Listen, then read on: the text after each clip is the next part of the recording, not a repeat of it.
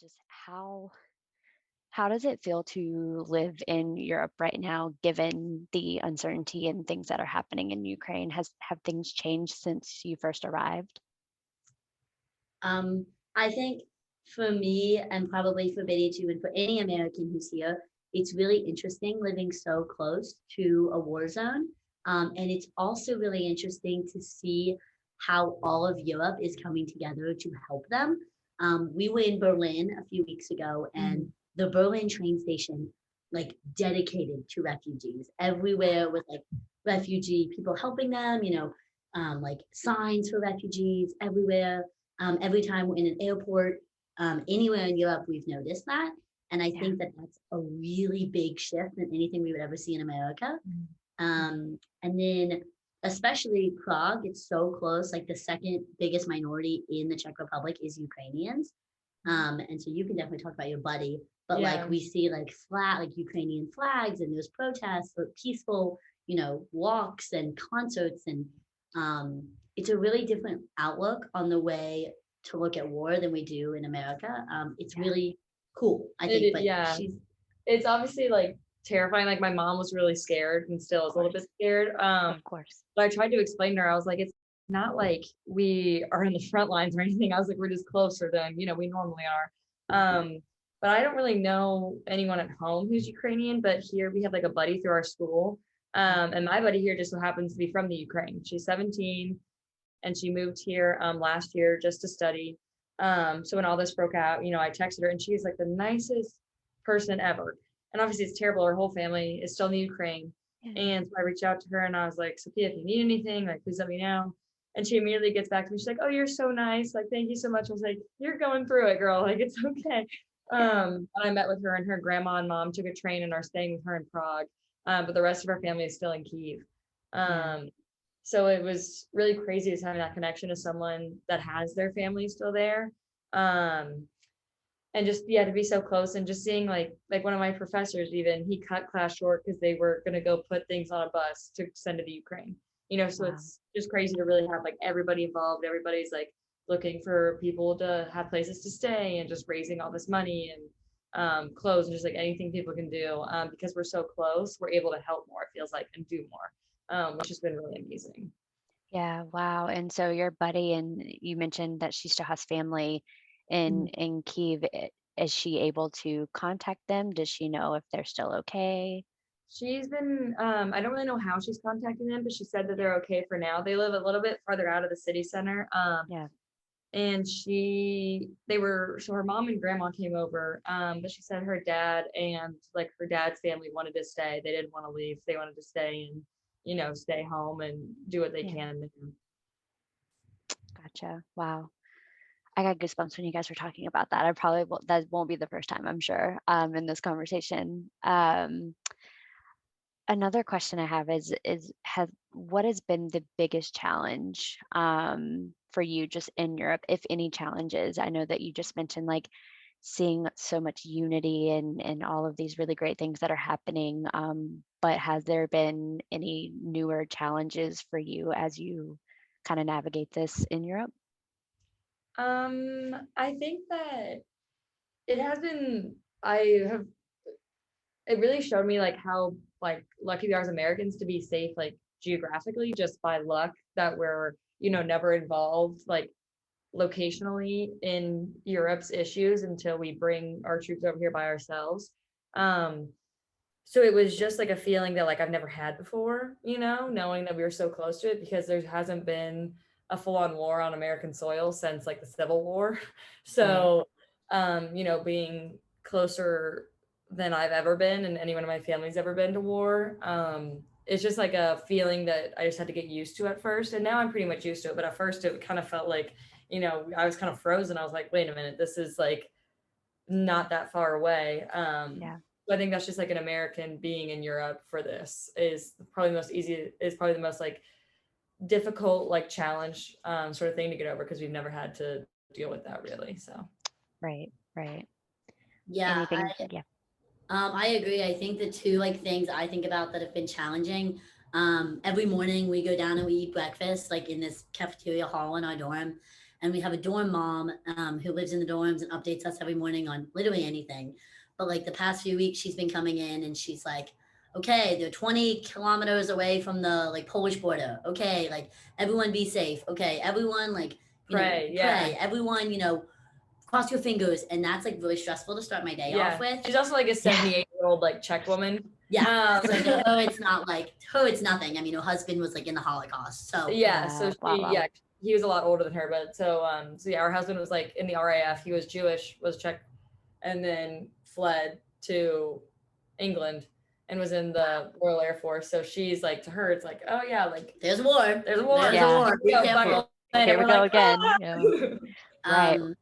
So I think that's a little stressful. And then we were actually like at some memorial a couple weeks ago, and there was this, she must have been Ukrainian, and she was there crying. She got on the phone and was like crying, like mama, like her mom must have still been in Ukraine. And like, that was really hard, really weird. And you don't really know how to react. Like, do I cry? Because like, this is sad for me, but like, I can't even relate like slightly to having family in a war zone. So I think being able to navigate my emotions has also been kind of like weird. How empathetic should you be in a situation like this, you know? Yeah, totally. I can't imagine, especially, being so close to it.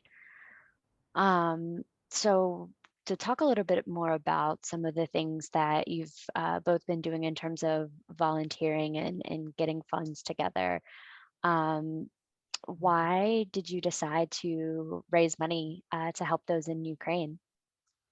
So it was actually, obviously it's like a heartbreaking thing. And I really like, you always feel like you want to help. And in America, it's kind of harder to help because, we're farther away.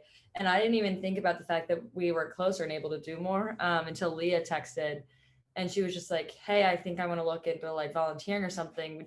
Who would be interested? And me and Claire and Emma, who also goes to South Carolina, she couldn't get on the call, but she also, we were like, yeah, let's do it. So the first time Leah went, me and Emma went with her. And Leah was saying that me and her specifically, because Emma had class, we're going to go and get items to send there. And I told my family, and, I wanted to use some of my money, but then my parents were like, oh yeah, we'll send you money too.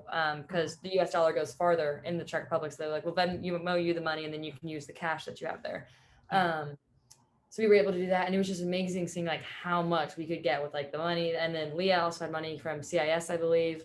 And we went out for like an hour and a half and we got like medicine, diapers, food, clothes, so many things. And then we met up with Emma and we went to the place where we're volunteering at, and we get there and it's just like piles and piles and piles of all the things people have donated, like clothes, all just mountains of clothes. So the big thing when I went is we were sorting it because there's so much, and they need to know what to send where.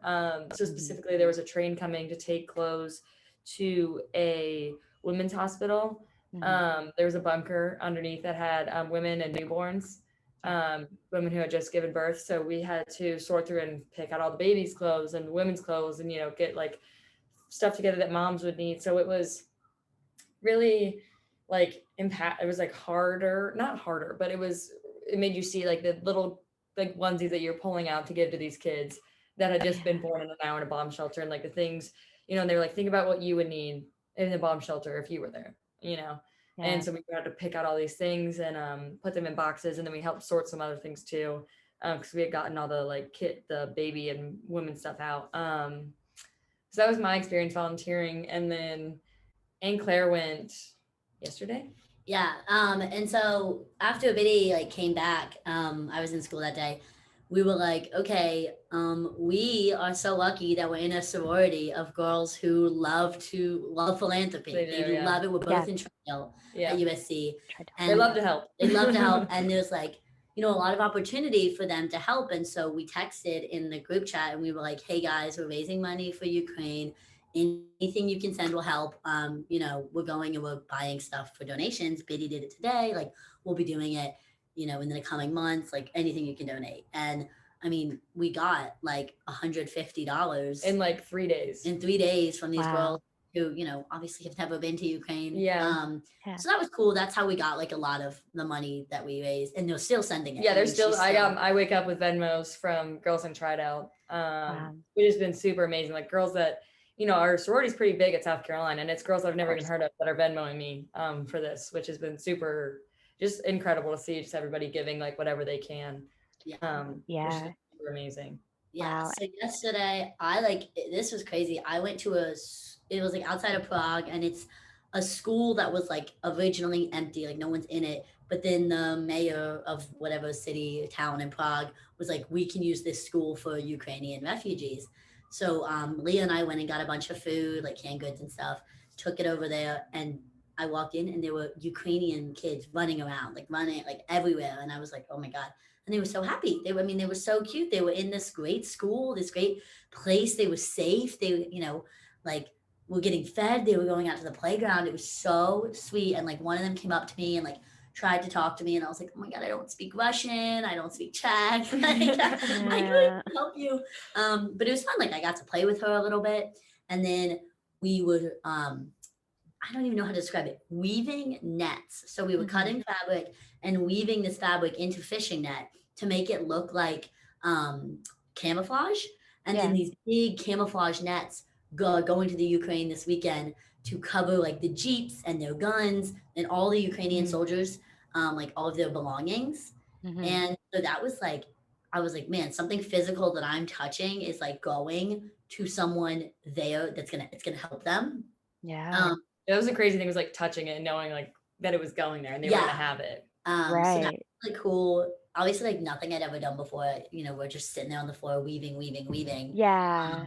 I bet you don't think about, I you didn't never thought that that's what you would be doing one day, is learning how to, create this camouflage to put over like army vehicles and weapons and stuff. Like that's insane in a way, but like you said, like it's gonna help them. Just so fascinating. And you guys worked with a nonprofit, was it Falcon, right? Or NGO. Can you talk a little bit more about the organization and what they've been doing and how you've helped them? So they're a smaller organization because, like we said, there's just been an outpouring, specifically also in the Czech Republic, because this is a weird little history rant, but the Czech Republic used to be like governed by the Soviet Union, like they were like taken over, and like Russia brought tanks to the Czech Republic square in like 1968 or something. So my Czech professor went on to explain it to me. He was like, we remember what it's like, to have them here and take over your country. So specifically in the Czech Republic, it's been very like everybody's doing everything they can. So a lot of the nonprofits are just like, they have too many volunteers, like they have too much going on. So many volunteers, so many donations. So Leah was able to find this one, which is a little bit smaller, but still, like I said, you got there and there was mountains of this stuff. And I got to meet the woman who runs it. Is her name Ellie? Ella. She's one of Leah's friends. Yeah. Okay. And I think she's Ukrainian, partially Ukrainian. Maybe. I think so. Something. So she was just running it, and it's just like kind of like it's not as like put together as like, the Red Cross or anything, it's just a group of these people that work to do what they can, and they have like a little office building. So it's also really cool getting to work with like a smaller one and getting, just to really feel hands-on, which has been super cool. Wow, that's awesome. Let's see what else we have here. We've touched a lot on some of these questions, but something else I wanted to ask is, it's when you study abroad and get involved with the community, it's always super rewarding. I know, like myself, when I studied abroad, like I helped at the university I was studying at to do volunteer work, and it feels so different when you're in another country doing that. And like I said, the work that you've been doing kind of goes beyond the Czech Republic. You're helping a greater part of Europe, and so by helping European neighbors, like in a time of crisis, like as a U.S. citizen, how does it feel to give back at such a greater scale? That is a good question. I just feel very like lucky to be able to do that, because I know so many people, like my sister and my whole family, like really want to help as much as they can. I mean, my sister, like she like rented out an Airbnb in the Ukraine, because then the money went straight into the economy. So then she like got her friends to do it too, which I hadn't even thought of, but everyone's doing it can at home. Mhm. But I just feel very lucky to be able, to do more hands-on than I would be able to. Uh, and I feel like, at least when I went, it was funny because some of them didn't speak English. Mm. So, a lot of them were Czech. Mhm. But they were still just so appreciative. It wasn't like, oh, you're American, why are you helping? It was just kind of Yeah. like, just, oh yeah, you're volunteers, great, get in here, get to work. So yeah, I would say it just feels like really lucky and different than anything I've ever done before. Yeah. Yeah, I feel like, there's always like war going on somewhere. And people in Europe, I think, are just more like aware of that. Yeah. And, I love the United States and I think we've got great education and all of that. But I think sometimes we feel so isolated to that kind of thing. We just sort of turn a blind eye, like, oh, I'll just post a graphic on my Instagram story. I'll Yeah. just, Problem donate solved. donate on a Right. GoFundMe to some, $5 on a GoFundMe and post on my Instagram, create awareness. And while all of that's really good, I don't sometimes it feels like that's like obviously not enough. And so Right. sometimes like I always feel bad. I'm like, wow, I don't have thousands of dollars I can pour into this situation. Like, what else can I be doing? Like, I don't know. And this is the first time in my life I'm like, wow, I'm like doing something so physical where I don't have to like, use all of my personal money like to make a difference. Yeah. Because people in America are always like, oh, if this is such an issue to you, don't, use. And I'm like, well, I'm in college, I have I'm no in money. college. I don't have Right. Of kids. course. Um, and so I think that things like that are just way more impactful. And I understand, obviously, we can't like be shipping food from America. Like that would be kind of maybe ineffective, inefficient. Yeah. So it's just nice to finally be in a place where the physical work you're doing is making such a difference. Mhm. Yeah. That's beautiful. Leah had mentioned, and Claire, that you, as when you were at the school, I guess that was yesterday, that there was a refugee who, it was a mom who came up to the both of you to thank you. Um, can you talk a little bit more about that interaction? Yeah. I think she was coming to pick up one of her kids who was at school there. And me and Leo were like in the front doing the weaving. And I think she had no idea that that was even happening. Like she knew that her kid was at a school there, but didn't have any idea we were setting up and doing stuff. Yeah. So she walked in and she like looked at us and I looked at her and I was like, are you here to weave? Like, do you want me to get you some fabric? Like, and then she was like, oh, I'm looking for my kid. Luckily she spoke English. Hmm. She was like, I'm looking for my kid. And I was like, oh yeah. And that's when I knew she was Ukrainian. And I was like, I think they're outside playing, but they should be in shortly. And she was like, are you guys doing this for us? Like, are you all making these for Ukraine? And me and Leo were like, oh my God, yeah, we are. Like, we're going to send them this weekend. Like, this is, a lot of what this NGO is doing. And she was like, she like touched her chest and was like, thank you so much. Like, this means so much to us. And that was like equally as emotional as seeing that woman cry in front of that thing where she was like, mama, mama, mama. Yeah. So that was like really like rewarding. It was like emotionally really rewarding, to see her be so thankful and like thank God she was safe and her child was safe here. Um, and so like while the Czech Republic had already given her safety, like they were just working to give her more, and do Yeah. things for her country. So I Yeah. thought that was a cool experience. Leah and I were both like, "Oh, don't cry, Yeah. don't cry in front of the." Yeah. Yeah. It was hard for me Right. not to cry in front of my buddy too, but that's the interesting thing too, is because we have a lot of refugees here, and you'll like randomly see them, and on the train station they have a whole section set up, Yeah. and it's kind of like a relief seeing them and knowing that at least like as many people as we could get here are safe, like just Yeah. seeing them safe and they're gonna be taken care of. And in America we don't really see the refugees in our train stations, so it's just Yeah. great to like see them and be like, okay, like just seeing, we saw it a lot when we were coming from Berlin and even in the uh Prague train station, seeing just like these kids and these families just carrying like bags of stuff, and you can tell because they just have these like IKEA bags full of everything that they Right. own. Yeah. Your heart breaks for them, but you're also like, okay, you're safe. Some of you are safe. Yeah. So that's been really amazing too. And I didn't know Wow. about the willingness. I would have definitely bawled on the spot. I'd Yeah. have been Yeah, like, I know. I'm like holding back, like as you were telling the story, I was like, oh, don't cry, don't cry, don't cry. Cause it's just the type of emotions I'm personally, I'm a very emotional person. Like I can watch a So commercial We and are, we cry. cry on the daily. Right. So like I totally get it. But yeah. Um, Speaking of refugees, I know you've talked about like seeing them in this feeling of safetyness, and this might you might have kind of got at this, but has this changed your perspective of refugees? You know, you just mentioned like we don't really see refugees in the States, you know, at the borders. Like we hear about it, but we don't really see much of that. So ha has this experience changed your perspective on refugees in any way? I've always been in support of like America needs to be more involved in welcoming refugees, you know, Yeah, like we're yeah, a huge country, we have the room, we need to welcome them.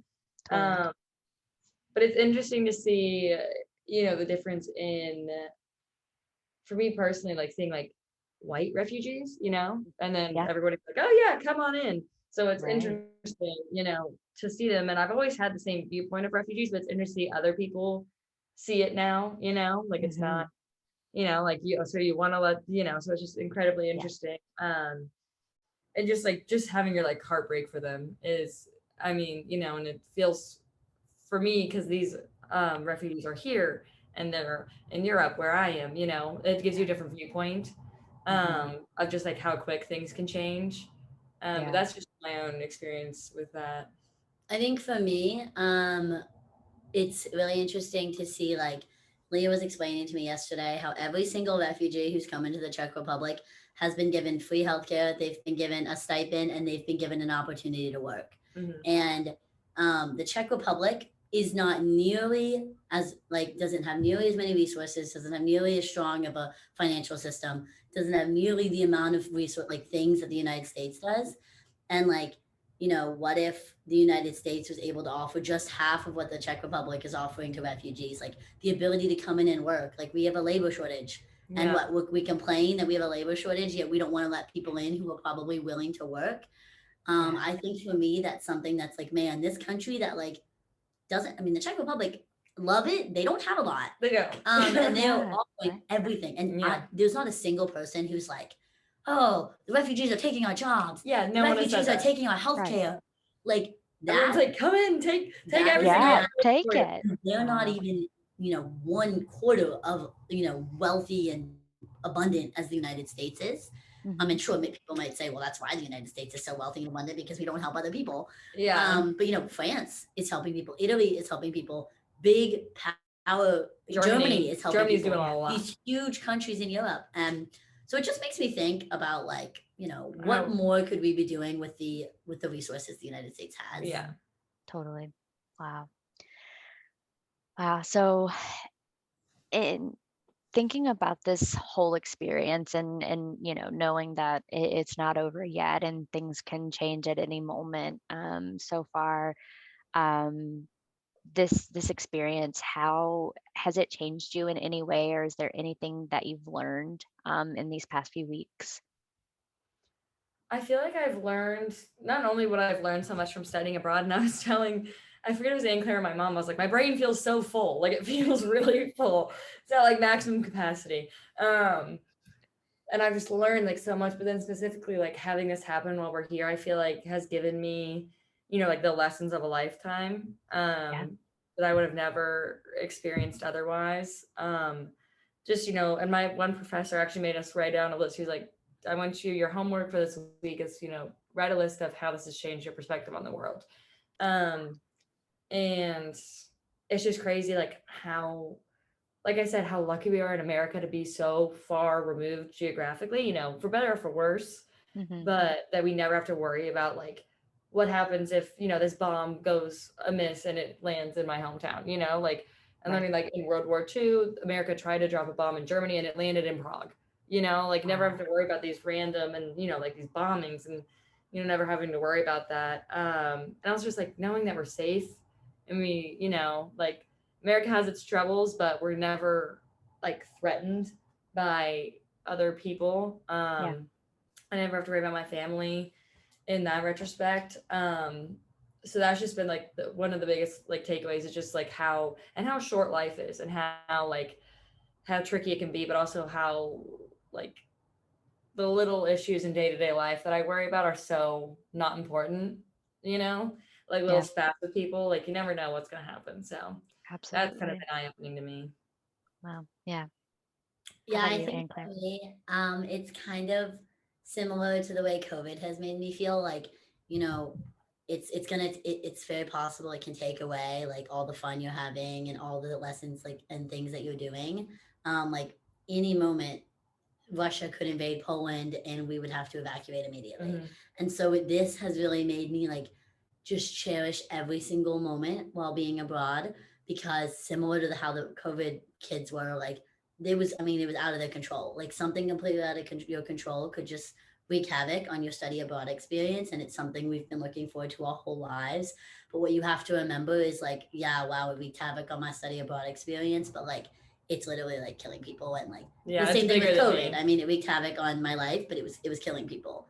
And so these two experiences back to back, like literally back to back, have been so like, your fun is important and your life is very important, but knowing that you are healthy and you are safe and you have a family you can go home to is something that, not a lot of people have. And so we just really cherish exactly where you are, doing exactly what you're doing because tomorrow it could all be taken. Yeah. And that's a lesson we've been feeling for like everyone's been feeling for what, 3 years now. Yeah. So it's Exactly. kind of crazy how these two back to back are so similar. Yeah. And just realizing that like you're part of the bigger picture. Like Yeah. it's not all about you. And Yeah. you're not getting to go to where you're not getting to go to Budapest because Right. like it's people are dying and you got to kind of just understand like in America and even in like the towns we grew up in America, we're in a bubble. So understanding like the bigger picture of the world has been a big lesson. Yeah. No, absolutely. Yeah, I'm like just thinking of a couple years ago when COVID did happen and working here at CS abroad, just kind of reliving those feelings. And when it originally happened, students didn't understand. There was a lot of anger and frustration, and even with us, like kind of felt the same way. But just like you said, like as we reflect now, and now that we've lived through it, like study abroad has changed entirely, but also just thinking about things, bigger picture, and realizing that like you are much, you are part of a much bigger picture. So yeah, I totally relate to what you're saying. Um, there's two more questions that I have, and I think we're making good time. So, given your unique perspective, uh, being as close as you are, being in Europe, seeing all of these things happening, what do you wish that people back here in the States knew? It could be anything.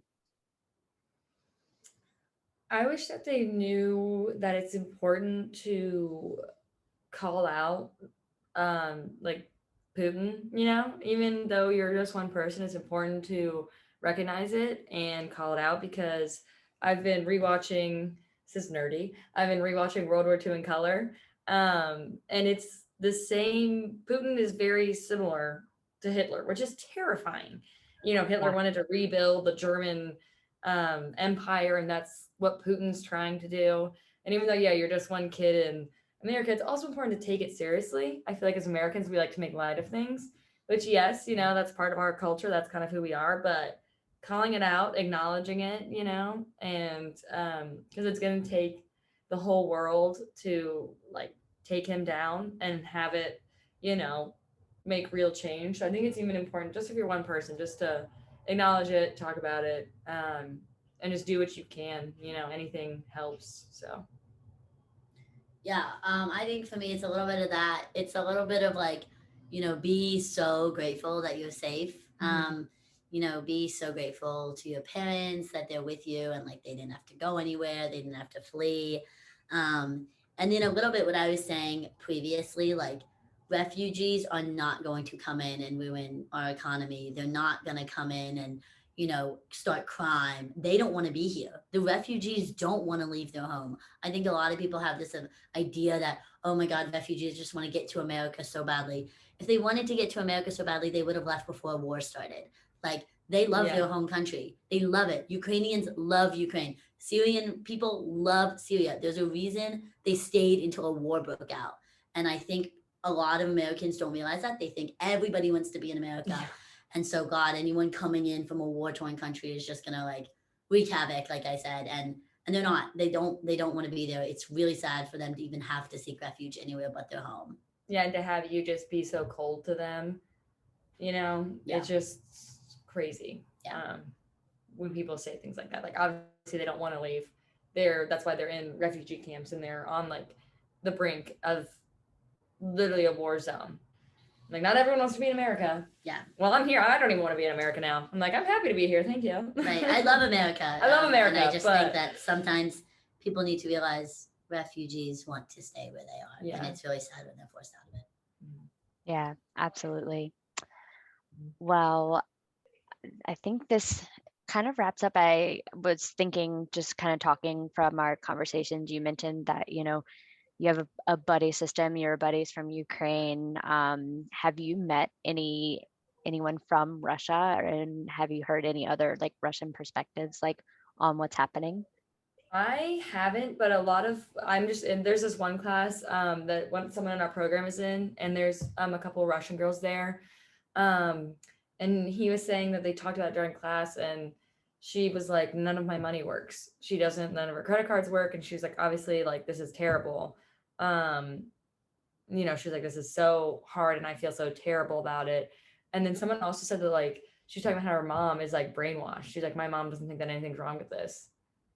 Which was crazy. Wow. But yeah, they'll just be, and so like none of their cards work. They can't buy anything here, and you know, and they feel so terrible. Because I feel like the younger generation in Russia gets it. You know, they know that Putin's a dictator and terrible. But it was interesting to hear this girl be like, "Oh yeah, my mom's like brainwashed. She doesn't think that anything's wrong with it." Wow. That was very interesting to hear. Have you met any Russians? No, I haven't. And if I have, they have not openly told me that they're Russian. I think the Russians are kind of laying The low. Russians are really Probably, yeah. not trying to draw any attention. Because obviously to the themselves. Russians that are here for a reason, because they didn't want to be in Russia. So I think they're trying to just, you know, lay low right now. Yeah. Like there's a Yeah. Russian statue in the park and they wrapped it. Yeah, they covered it in up. tarp because it was Russian and like Yeah. so I don't blame them. I Yeah. doubt I'll even meet someone who will proudly tell me they're Russian in the next few months. Yeah. So Yeah, that makes sense. Well, to end on a light note, a lighter note, I guess. When I talk to students, whether it's, you know, in this type of setting, or I work with scholarship students or alumni when they come back, one of my favorite questions to ask is, what is one piece of advice that you would give prospective students who are hoping to study abroad in the Czech Republic and in Prague? one piece of advice.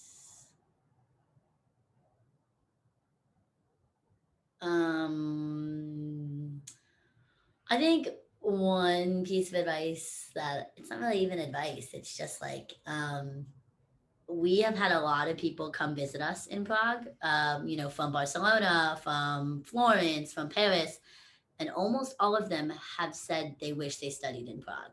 Yeah. So Wow. whether it means like they just had a really good weekend and we're super great hosts, We're just really good at having people. or Prague is an ideal place to study abroad. It's safe, transportation's easy, it's cheap, and it's really fun. It's beautiful. Yeah, it's Yeah. beautiful.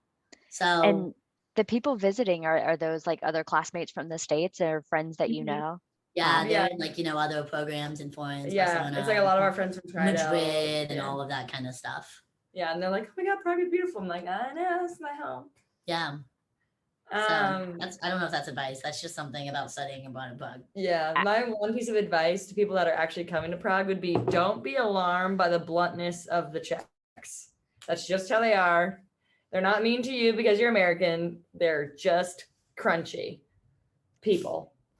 They That's just have had a hard life. Yeah, they've I had a mean, really hard life. If you look up the history of the Czech Republic, you're like, damn, that's difficult. So, you know, they're just that's just how they are. Don't be alarmed. They're not being mean. That's their way. So Yeah, they've just got some thick skin. That's all. They Wow. They do have thick skin. Yeah. Yeah. And, you know, I do think, Anne Claire, that that is just really good. It is advice still because, you know, a lot of students really think about top destinations that they've always heard about, like Barcelona and Italy and all of these places, which are wonderful places. Yeah. Absolutely. But, you know, as you know, you're there, you're living it. Czech Republic is just kind of like a hidden gem almost. And like, and it's such a great place. And just like you said, like it's affordable and, you know, there's so much history there too. And like, also like there's Leah, like anytime I talk to a student, I'm just like Can't speak Leah. highly enough about Leah. I tell there's a lot of people here that some of our friends aren't even through a program, but some of them are, but like don't really talk to the director. Like me and Ankar are like best friends. We are besties with Leah. We talk I about tell everything. Leah everything. She has been. My mom is also so happy that I have her. Oh yeah. Yeah, Me too. she's just been a blessing. I can't speak highly enough about Leah.